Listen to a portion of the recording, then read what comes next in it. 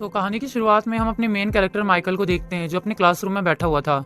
लेकिन तभी माइकल अपनी क्लास की सबसे खूबसूरत लड़की को देखकर शर्मा जाता है, यानी माइकल उस लड़की को पसंद करता है। लेकिन आज तक माइकल ने ये बात किसी से नहीं कही थी, यहाँ तक कि उस लड़की से भी नहीं, क्योंकि इस पूरे स्कूल में माइकल का कोई भी दोस्त नहीं था। तभी अचानक से वहाँ पर पुलिस ऑफिसर आ जाती है और क्लास के सभी बच्चों से कहती है कि तुम्हारी क्लास के कई सारे बच्चे गायब हो चुके हैं और अगर तुम लोगों को कोई भी बात पता चले तो हम लोगों को जरूर बताना। और यहाँ पर हमें मालूम पड़ता है कि ये पुलिस ऑफिसर और कोई नहीं बल्कि माइकल की मॉम थी। और उसकी मॉम के वहां से जाते ही अचानक से माइकल की नाक से खून आने लगता है, इसीलिए वो जल्दी से भागकर वॉशरूम चला जाता है। पर जैसे माइकल वॉशरूम में जाता है उसके क्लासरूम के कुछ शैतान बच्चे आकर उसे बुली करने लगते हैं, क्योंकि माइकल पूरे स्कूल में सबसे शांत बच्चा था और उसके साथ कोई भी बात नहीं करता, ना उसका कोई दोस्त था। और यही वजह थी कि स्कूल के सभी बच्चे माइकल को काफी परेशान किया करते थे, पर माइकल उनको कभी भी पलट कर जवाब नहीं देता। जिसके बाद सीन शिफ्ट होता है और हम माइकल को उसके घर पर देखते हैं। और यहाँ पर माइकल काफी ज्यादा खुश था क्योंकि उसकी क्लास की सबसे खूबसूरत लड़की ने अपने क्लास के बच्चों को पार्टी में बुलाया था। और आज रात के पार्टी के लिए माइकल काफी ज्यादा खुश था, इसलिए वो कॉस्ट्यूम लेने के लिए सुपरमार्केट चला जाता है। और इस शॉप पर आकर माइकल को काफी सारे कॉस्ट्यूम दिखाई देते हैं, लेकिन उसे इनमें से कोई भी पसंद नहीं आता।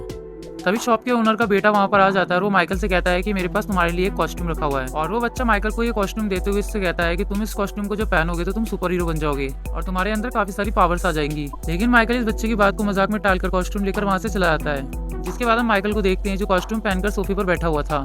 पर तभी वहाँ पर माइकल की मॉम आकर उससे बोलते हैं कि मेरा बेटा उदास क्यों बैठा है। और माइकल की मॉम उसके कॉस्ट्यूम को देखकर उसकी काफी तारीफ करती है। लेकिन माइकल अपनी मॉम से कहता है कि मॉम, पार्टी में कई सारे बच्चे आएंगे और उन्होंने मुझसे भी अच्छा कॉस्ट्यूम पहना होगा, पर मैं तो इस कॉस्ट्यूम में बिल्कुल भी अच्छा नहीं लग रहा। लेकिन यहाँ पर माइकल की बात सुनकर उसकी मॉम उसका मोटिवेशन बढ़ाते हुए उससे बोलती है कि तुम जैसे हो तुम वैसे अच्छे लगते हो। और जब माइकल अपनी मॉम के मुंह से ये सब बातें सुनता है तो उसमें काफी हिम्मत आ जाती है। और यहाँ पर हमें पता चलता है कि माइकल के डैड की मौत हो चुकी है, इसीलिए वो अपने घर में सिर्फ अपने मॉम के साथ ही रहता है। जिसके थोड़ी देर बाद माइकल पार्टी में चला जाता है, जहाँ पर वो जाकर देखता है कि पार्टी काफी जोरों शोरों से चल रही है। और इस पार्टी में काफी सारे बच्चे आए हुए थे जिन्होंने काफी महंगे और माइकल से काफी अच्छे कॉस्ट्यूम पहन रखे थे। लेकिन यहाँ पर भी माइकल के क्लास के शैतान बच्चे माइकल को काफी परेशान करने लगते हैं और वो सभी बच्चे माइकल के कॉस्ट्यूम को देखकर उसका मजाक उड़ाने लगते हैं। लेकिन माइकल उनसे बचने के लिए वॉशरूम में जाकर छुप जाता है, पर वो लोग माइकल का पीछा करते हुए वॉशरूम के बाहर आकर उस पर जोर जोर से चिल्लाने लगते हैं। और वो माइकल से बोलते हैं कि हम तुम्हारे कॉस्ट्यूम को फाड़ देंगे, इसलिए तुम जब तक बाहर नहीं आ जाते हम सब यहाँ से कहीं नहीं जाएंगे। और अब बाथरूम में खड़ा हुआ माइकल इनकी बातें सुनकर और भी ज्यादा डर जाता है। लेकिन तभी माइकल को उस बच्चे की कही हुई बात याद आती है जो माइकल से कह रहा था कि इस कॉस्ट्यूम में काफी सारी पावर्स हैं। और इन्हीं पावर्स को चेक करने के लिए माइकल इस कॉस्ट्यूम से कहता है कि मुझे जल्दी से घर पहुंचा दो। और माइकल के इतना कहते ही इस बाथरूम की लाइट ऑन ऑफ होने लगती है। और जैसे अचानक से लाइट ऑन होती है तो हम देखते हैं कि माइकल बाथरूम से गायब है, यानी इस कॉस्ट्यूम में सच में पावर्स थी, इसलिए माइकल यहाँ से गायब हो गया था। जिसके बाद हमें अगले मॉर्निंग का सीन दिखाया जाता है जहाँ पर हम माइकल को उसके घर में देखते हैं। और जब माइकल नींद से जागता है तो वो वॉशरूम में जाता है, लेकिन जैसे वो मिरर में खुद को देखता है तो काफी शॉक्ड हो जाता है क्योंकि माइकल पूरी तरह से इनविजिबल हो चुका था। और ये देखकर माइकल भी काफी डर जाता है। पर तभी माइकल खुद को संभालते हुए अपने आप से कहता है कि अब मैं उन क्लास के सभी बच्चों से बदला लूंगा जो मुझे परेशान करते हैं। और अब इसीलिए वो जल्दी से रेडी होकर अपने स्कूल के लिए निकल जाता है। लेकिन यहाँ पर हमें दिखाया जाता है कि जब माइकल अपनी स्कूल जा रहा था तभी दूर से खड़ा हुआ एक आदमी जिसने सनग्लासेस लगा रखे थे वो माइकल को गौर से देख रहा था। जिसके बाद हम वापस से माइकल को देखते हैं जो अपने क्लासरूम में आ चुका था। लेकिन क्लास में आने से पहले उसने अपने सारे कपड़े उतार दिए थे, जिस वजह से उसे कोई भी देख नहीं पा रहा था, यानी अब माइकल पूरी तरह से इनविजिबल हो चुका था। जिससे टीचर गुस्सा होकर उस बदमाश लड़के को क्लासरूम से बाहर निकाल देती है। और अब माइकल इनविजिबल होने का फायदा उठाकर उन सभी बच्चों को परेशान करता है जो उसे काफी बुली किया करते थे। पर तभी हमें दिखाया जाता है कि उसी दिन क्लास के 2 और बच्चे गायब हो चुके थे।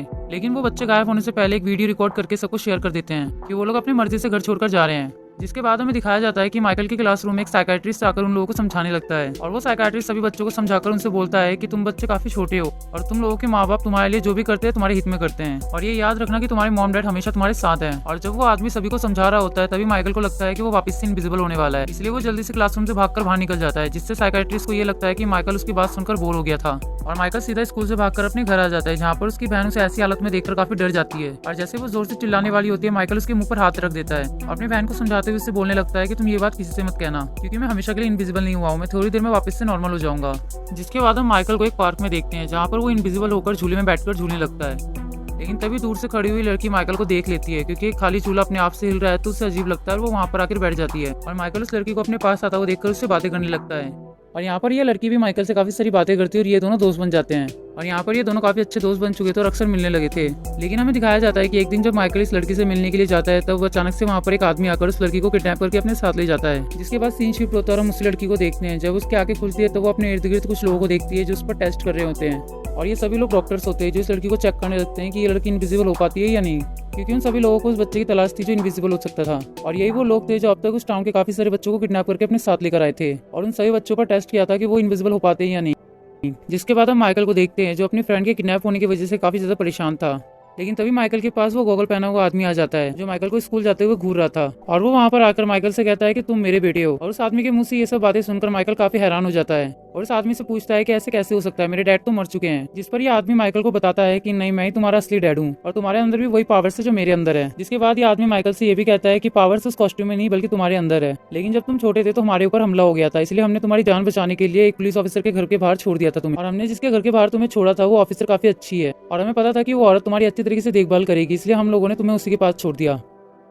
जिसके बाद माइकल उस आदमी से पूछता है कि मेरी मॉम कहाँ पर है, जिस पर वो आदमी माइकल को बताता है कि तुम्हारी मॉम अब दूसरे शहर में रहती है। और अब यहाँ से सीन शिफ्ट होता है और हम उसी लड़की को वापस से देखते हैं जो अब माइकल को पसंद करने लगी थी, पर अब वो इस जगह से बाहर निकलना चाहती थी, इसलिए वो यहाँ पर बाकी बच्चों को इकट्ठा करके यहाँ से बाहर निकलने लगती है और इस जगह के टॉप पर जाकर वो फ्लैश लाइट को ऑन कर देती है, जिससे माइकल को पता चल जाता है कि वो लोग उस लड़की को कहाँ लेकर गए हैं। और अब माइकल उस लड़की को बचाने के लिए अकेले ही चला जाता है, लेकिन माइकल की इस मिशन में उसके डैड भी उसके साथ थे। जिसके बाद माइकल जल्दी से उस जगह पर जाता है और वहाँ पर जाके सभी को बड़ी आसानी से हरा देता है, क्योंकि वो पूरी तरह से इनविजिबल हो चुका था और कोई भी उसको देख नहीं पा रहा था। और जब माइकल लास्ट में उस लड़की के पास पहुंचता है तब वो लड़की माइकल से कहती है कि मुझे और भी बच्चों को बचाना है, क्योंकि इस टाउन से कई सारे बच्चे जो गायब हो चुके थे वो भी यहीं पर ही है। जिसके बाद माइकल अपनी पावर से उस जगह को डिस्ट्रॉय कर देता है और सभी बच्चों को लेकर वहाँ से बाहर निकल आता है। और अब माइकल की मॉम भी अपने बेटे की बहादुरी को देखकर काफी खुश हो जाती है। इसके बाद हमें वापस से मॉर्निंग का सीन दिखाया जाता है, जहाँ पर जब माइकल अपनी स्कूल जाता है तो वहाँ पर सभी शैतान बच्चे वापस से माइकल को परेशान करने लगते हैं, लेकिन अब माइकल के अंदर काफी हिम्मत आ चुकी थी, इसलिए वो उन लड़कों को पलट कर जवाब देते हुए उनसे कहता है कि तुम दोबारा मेरे को परेशान मत करना, अगर तुम लोगों ने दोबारा मुझे परेशान किया तो शायद तुम्हारे लिए अच्छा नहीं होगा।